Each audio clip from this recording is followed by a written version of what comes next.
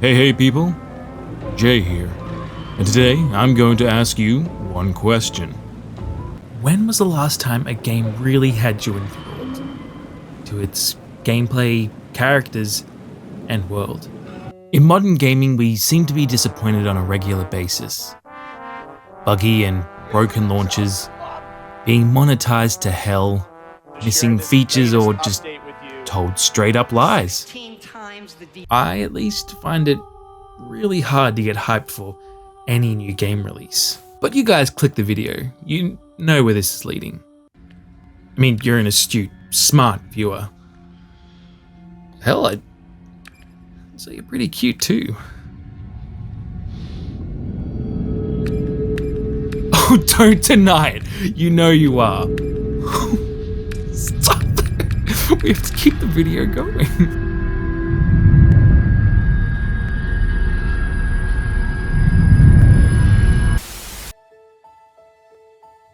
I still remember finding Divinity Dragon Knight Saga on an Xbox demo disc and being thrown for a loop with the charm that is now synonymous with Larian Studios and their games.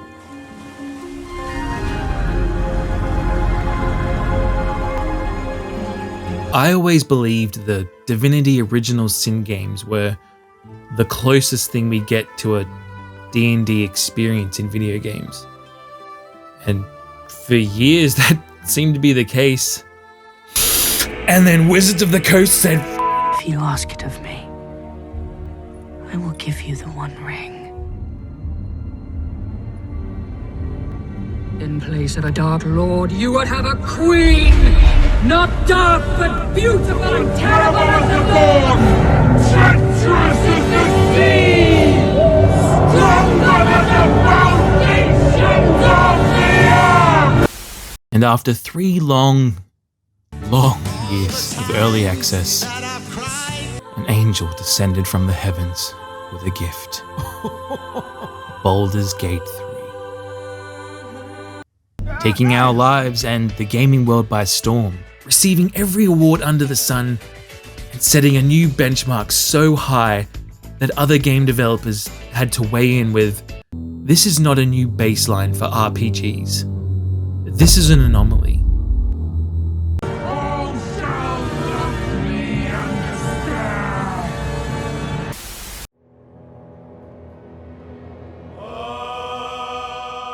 Taking place in the forgotten realms of Dungeons & Dragons, Baldur's Gate 3 takes you on a wild journey befitting any D&D campaign.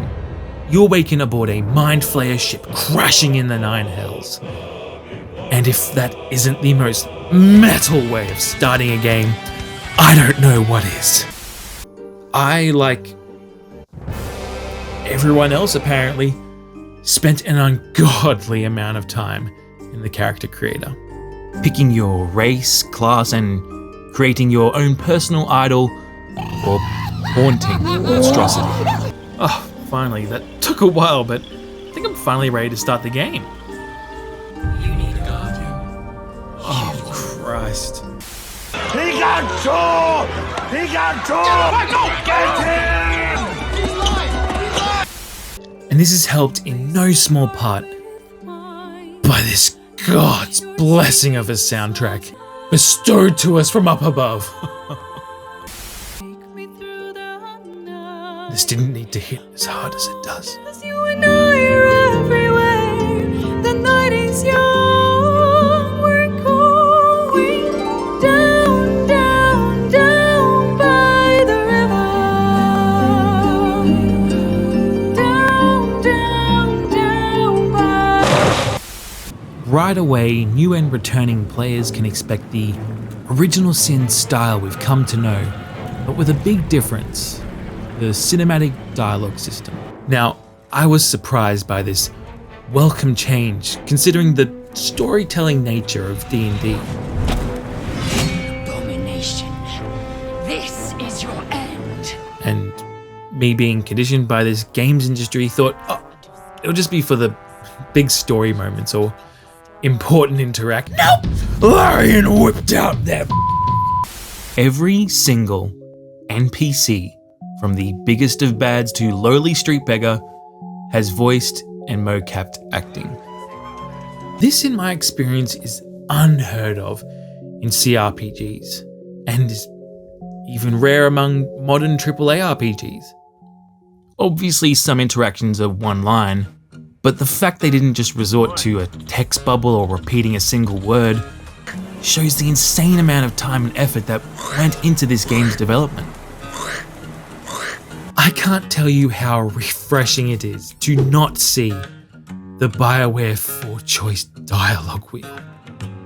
They give you so many varying dialogue options to choose from. Taking into account the class and race-specific lines, you actually feel immersed in the role of your character. But I find the best ones are when the game is reacting to whatever dumb you got up to. I don't think I've ever experienced more narrative whiplash than convincing a grieving widow to murder her zombified husband and then say, "Can't believe you killed him."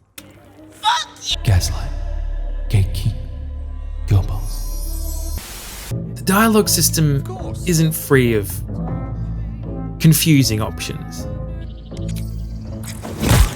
Oh god, I was expecting a light tap to just shoo it away. Oh, no!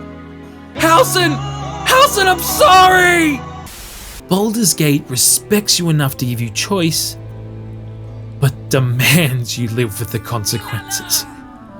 Even if you accidentally right-clicked attack and your last save was an hour ago. No. Wait.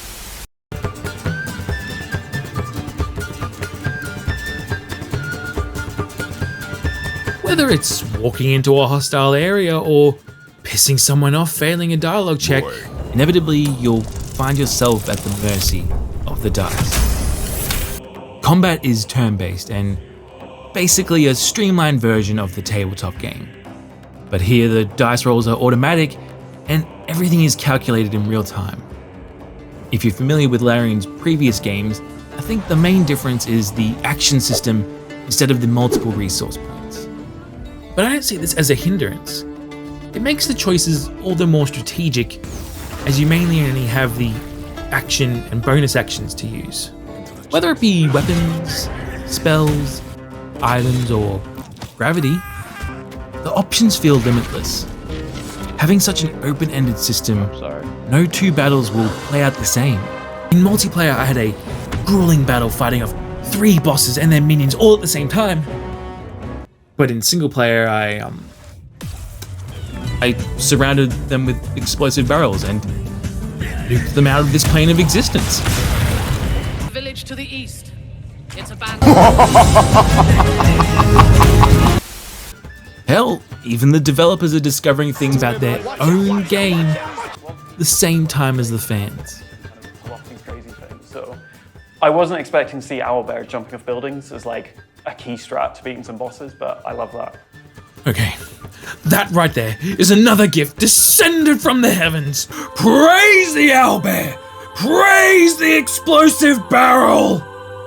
Of course, releasing in such a stacked year as 2023, comparisons are inevitable. And with every award Baldur's Gate won, you'd hear another 2 people complain about the turn-based combat or compare it to Spider-Man 2. A completely different genre, but hell, I might as well throw my 2 cents in. Tell me, in Spider-Man 2, could you challenge the gods themselves while dual-wielding salami as a naked hobbit barbarian? I didn't think so. You bastards made me do this. That's another blessing. Oh my! Oh, hooray! Now you might be asking, Jay, after all these resources are poured into the dialogue, story, and combat, surely the game will have to be short and have a really small world. Oh, my sweet summer child. I once had the same thoughts as you do. I stumbled across this blacksmith forge and thought, I guess I'll check it out as a quick side quest. Oh!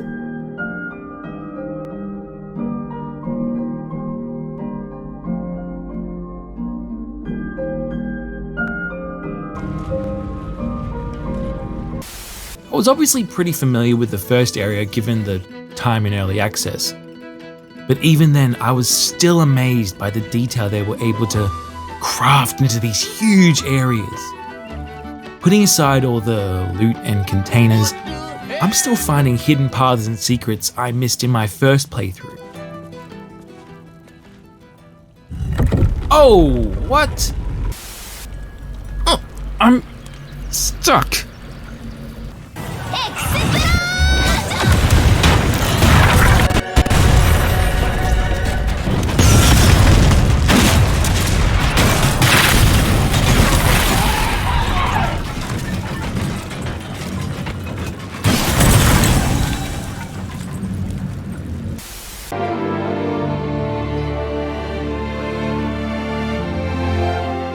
I always liked the companions in the Divinity games, but there was always a degree of separation.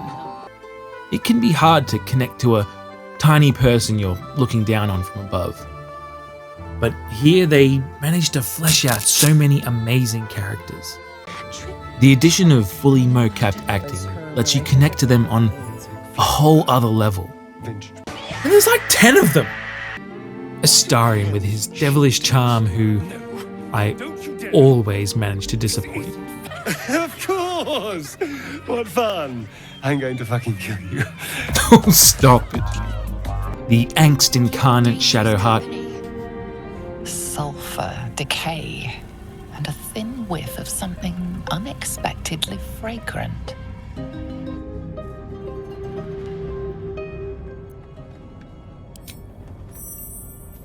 Why are you looking at that dead spider coquettishly? Honestly, what did you think was going to happen? You'd develop a taste for it? Licking the damn thing! And Karlach. Oh, Karlach.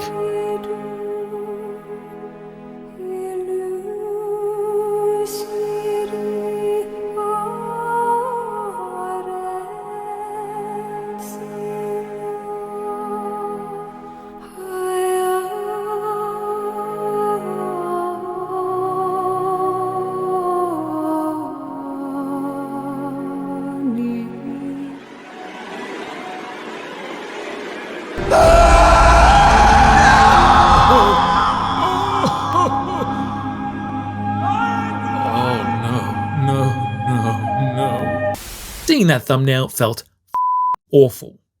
And that was just because of this one optional outcome of a character. It speaks to how strong the writing and performances are, that you can feel this way for these fictional characters. And definitely doesn't say anything about me at all. And for that, I'm gonna say Mama K is another saint among mortals!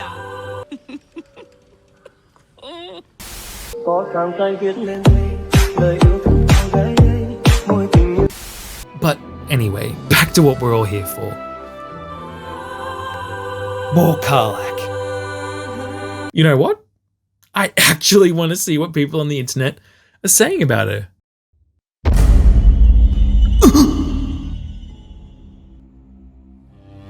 Dorida. Damo. Ah. もちろん彼は私の彼女が好きでした。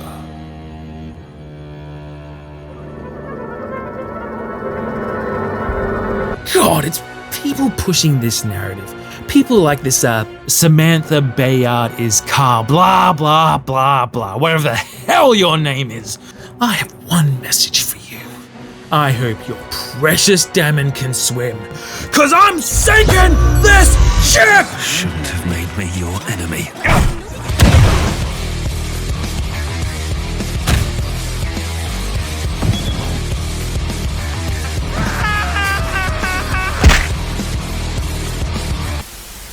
Yes, more! Bigger! Yatsuta!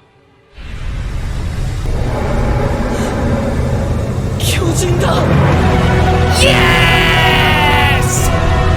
One thing I will say about the companions, and it's something I never thought I'd complain about. They're all so horny. It's actually pretty easy to accidentally start a romance and end up in an awkward situation where I'm breaking up with someone I wasn't remotely interested in. I mean, don't get me wrong, I am flattered.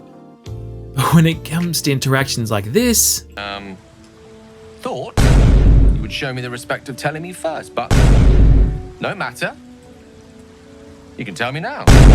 Who is it to be? Me or her? Gale, I just asked about your cat. We were never serious. You know I love Karlach. I just murdered Damon for her.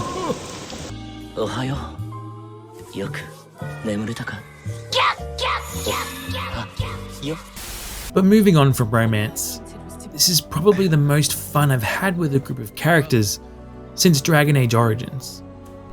I always found myself reloading segments with new party members just to see their unique lines and interactions. It was when to retreat. We gotta turn back, now. Not your wisest move, was it?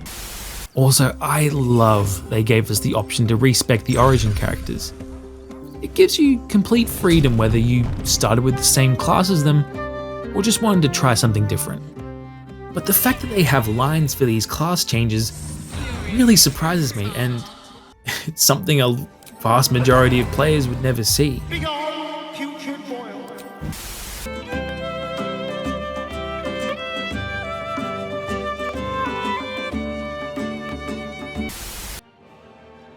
After battles won and credits rolled, an adventure spanning over 130 hours ended, and I felt content, finally able to lay down my weapon and rest. What about the other thing? Other thing? What are you talking about? I mean, there were so many choices there. Choices we never even thought to take. Because I guess they didn't really align with my character. Of course, but wouldn't it be a disservice to the developers who dedicated years of their lives to this game? Such a waste. You don't want to be that guy, do you? Well, no. Don't you worry. You put the work in. You were a paragon of justice and light. Let someone else take the wheel.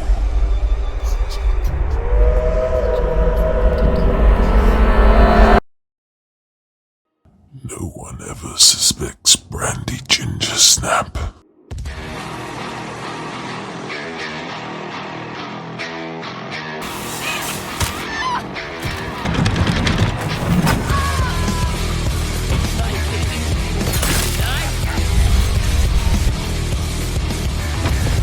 The game was rigged from the start. Nothing personal.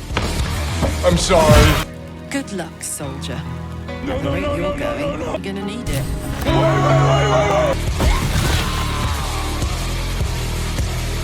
もちろん彼は私の彼女だ。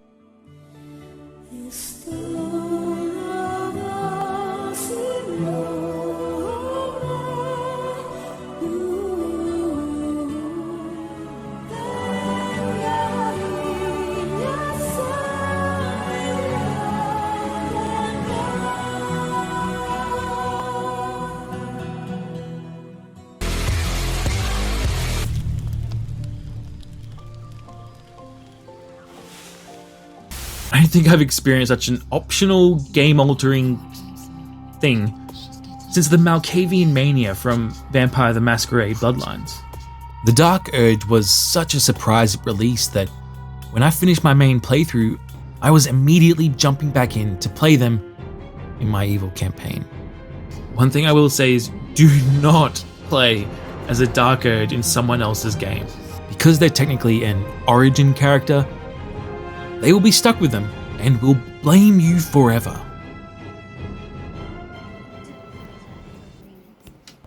Right in front of me. Oh.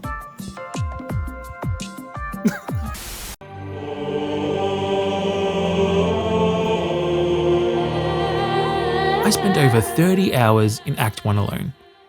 And that's not even including multiplayer or the different choices you make in other campaigns. And I think that's the takeaway. The freedom of choice given to the player. I mean, right from the start, if you're a contrarian and disagree with everything I've set up to this point, you can murder your whole party as soon as you meet them.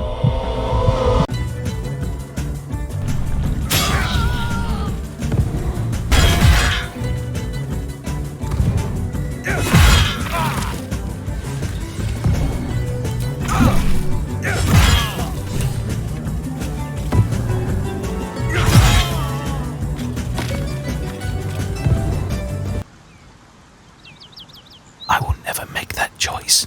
Well met, soldier.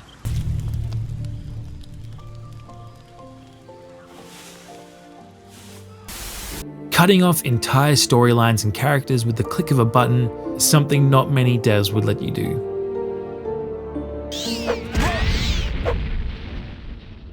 With this character's death, the thread of prophecy is severed. Restore the weave of fate, or persist in the doomed world you have created. Jesus Christ, Bethesda. I wish you kept that going through your other games. Baldur's Gate 3 is one of the closest D&D analogues in video games. In those 3 years of early access to fill the void, I immediately jumped into other turn-based games. But I found it really hard to move on after experiencing even a fraction of what that game would eventually become.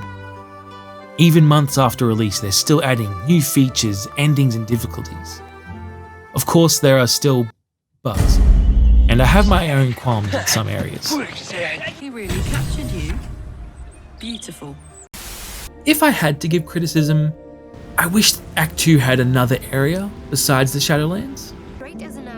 I'd add a remind me or tell me again option to see previous dialogue or stories from companions.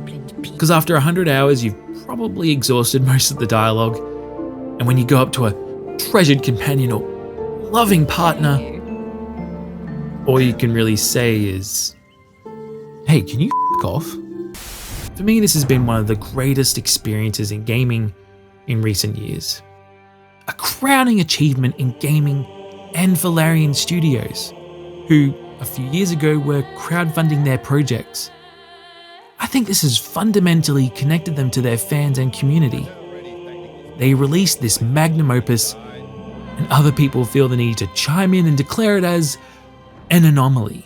I'm not saying it should be the norm or baseline, setting a new benchmark, but AAA companies should definitely take a moment to reflect on the reception that Baldur's Gate 3 is getting. That putting in passion and time into development leads to the success of a game.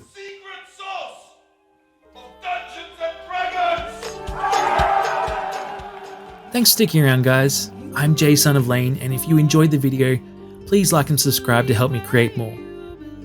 2023 ended so strong, and I'm keen to see what the new year has in store for us.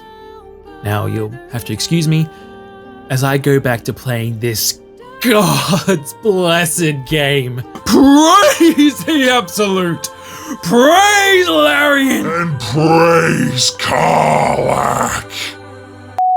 Damn. Came out real quick, bro. Damn. I'm about to quit. It's really hard to get my phone out of my jeans. I know where you live. I'm about to find your ass, bro. I don't even eat Doritos anymore. And steal some shit. Yeah, you know, man. Life comes at you quick.